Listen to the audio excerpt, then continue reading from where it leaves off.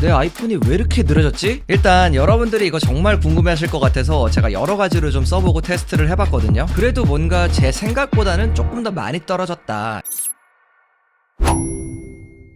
안녕하세요, 별남입니다. 여러분들도 잘 아시겠지만 얼마 전에 iOS 18 베타가 공개가 되었죠. 아무래도 첫 번째 베타다 보니까 버그도 많고 좀 최적화가 안 돼 있는 부분도 많았었는데 드디어 베타 2가 공개가 되었습니다. 저도 이번에 설치를 해보고 좀 이것저것 테스트를 해봤는데 생각보다 많은 부분이 좀 수정이 되었고 좀 더 괜찮더라고요. 그래서 오늘은 여러분들에게 이 베타 2의 달라진 부분들, 그리고 그동안 베타라서 설치를 좀 망설여졌던 분들, 이런 분들은 과연 이번에 설치를 해도 될지, 그런 부분들까지도 같이 알려드릴게요. 자, 먼저 업데이트를 하고 확인해보면 이번 베타2의 빌드 넘버는 EEA529F입니다. 업데이트를 하신 분들은 이 넘버가 떠야지 이제 베타2로 확실히 업데이트가 된 거예요. 그리고 모뎀 펌웨어도 지난번에 비해서 꽤나 크게 업데이트가 되었는데 이제는 2.13 버전이라고 나와 있습니다. 아무튼 업데이트 하신 분들은 이 부분은 한번 확인해보시는 게 좋습니다. iOS 18은 아이콘에도 다크모드를 적용할 수가 있는데요. 이걸 적용하면 이렇게 달라지게 됩니다. 이건 모든 아이콘이 다 되는 건 아니고 애플 네이티브 앱들만 현재는 가능해요. 다크모드로 변경하는 방법은 제가 지난번에 올린 영상을 참고하면 자세하게 나와 있고요. 이번에 달라진 부분은 바로 앱스토어 아이콘입니다. 기존에는 이게 다크모드에서 적용이 안 되었는데 이제는 앱스토어 아이콘도 다크모드로 적용이 가능해졌습니다. 딱 봐도 어두워진 게 보이죠? 사실 이 앱스토어도 애플 네이티브 앱이거든요. 그래서 당연히 되는 게 맞지 않나 이렇게 생각을 했는데 드디어 바꿔준 모습입니다.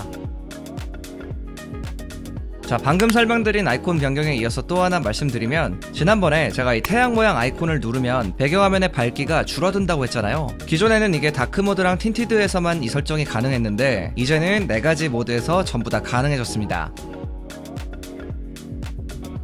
설정에서 개인정보 보호 탭으로 가보면 여러가지 설정들이 보이는데요. 이 설정들 앞에 아이콘들이 하나씩 있죠. 기존 베타에서는 이 아이콘들이 다크모드를 적용한다고 해도 딱히 변경되지 않았었는데 이제는 다크모드를 활성화하게 되면 이 아이콘들까지도 다크모드 아이콘으로 변경이 됩니다. 저같은 결벽증 환자들한테는 상당히 마음에 드는 변화인 것 같아요. 자, 여러분들 드디어 이 기능이 공개가 되었습니다. 여러분들 시연 영상에서 다들 보셨죠? 아이폰의 화면을 맥에서 그대로 볼 수 있는 거, 바로 아이폰 미러링 기능인데요. 이게 이번 베타2에서 공개가 되었습니다. 우선 iOS 18과 macOS, 세코이아를 모두 베타2로 업데이트 해주시고 여러분들이 사용하는 맥과 아이폰의 애플 계정이 동일해야 합니다. 그래야지 서로 연결이 돼요. 그리고 같은 와이파이 환경에 있어야 됩니다. 이제 맥에서 아이폰 미러링이라는 앱을 켜면 되는데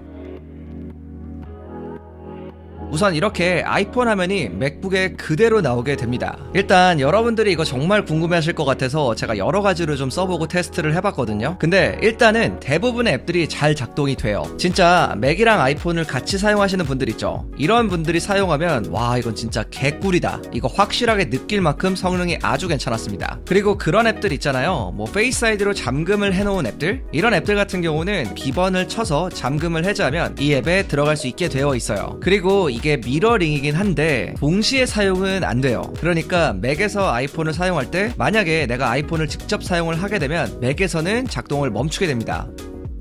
제가 써보니까 이 기능이 확실히 굉장히 좋기는 한데 아직 베타 버전이라서 그런지 조금씩 에러는 있더라고요. 아무튼 이 내용이 다룰 부분이 굉장히 많아서 현재 제가 따로 영상을 준비하고 있거든요. 그러니까 좀 궁금하신 분들은 그 영상을 봐주시면 되겠죠. 지난번 iOS 18 영상에서 제가 알려드린 것 중 하나인데 제어 센터를 내리면 전원을 끌 수 있는 버튼이 하나 생겼다고 했죠. 이 버튼을 누르면 바로 전원을 끌 수가 있었는데요. 영상에서도 말씀을 드렸지만 이 버튼이 조금은 불편하다고 말씀을 드렸어요. 근데 제 의견이 반영이 된 건지 모르겠지만 이제는 이 버튼을 누르기만 해서는 작동하지 않습니다. 이걸 길게 눌러야지 전원을 끌 건지 말 건지 이렇게 나오게 바뀌었어요. 평소에 저는 제어센터를 나갈 때 주로 이 부분을 눌러서 나갔거든요. 근데 그게 마치 이번에 새롭게 생긴 전원 버튼이 있는 자리인 거예요. 그래서 좀 불편했었는데 이제는 이렇게 길게 눌러야지만 작동을 하니까 훨씬 더 사용하기 좋아졌고요. 이런 부분이 좀 변경이 되었다, 참고를 하시면 좋을 것 같습니다. 자, 이번 iOS 18에서는 잠금 화면에서 여러분들이 원하는 설정으로도 바꿔줄 수가 있게 되었어요. 기존에는 아래에 있던 이 카메라랑 플래시라이트 토글을 바꿀 수가 없었잖아요. 근데 이제는 변경이 가능해졌습니다. 이건 지난번 영상에서도 설명을 해드렸는데 변경하는 방법도 굉장히 간단해요. 근데 베타 1에서는 이거를 오픈 앱으로 설정을 할 때, 그러니까 여러분들이 원하는 특정 앱으로 설정을 할 때 이걸 2번 들어가야지만 바뀌는 그런 오류가 있었습니다. 근데 이번 베타 2에서는 이게 한 번에 될 수 있도록 수정이 되었어요. 사실 원래부터 이렇게 됐어야 정상이 맞는 거죠. 아무튼 이 버그는 수정이 되었다는 거 알고 계시면 좋을 것 같습니다.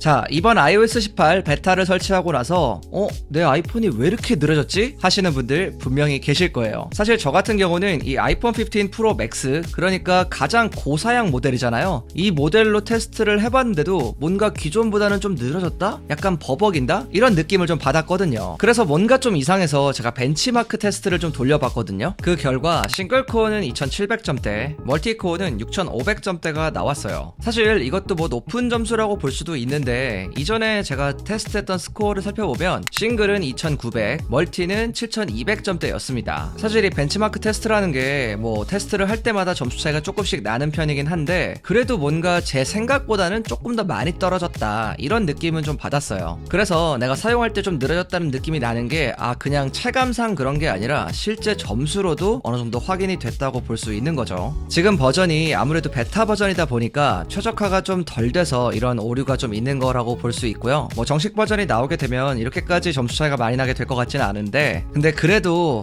뭔가 좀 성능이 떨어지니까 기분은 썩 좋지는 않은 그렇게 유쾌한 경험은 아니었어요. 아무튼 업데이트 하실 분들은 이 부분을 꼭 참고를 해주시고요. 그리고 본인이 업데이트가 되는 아이폰을 갖고 있다고 해도 내게 만약에 좀 오래된 아이폰이다 라고 하면은 한 번쯤 좀 고민을 해보고 업데이트 하는 걸 추천드릴게요.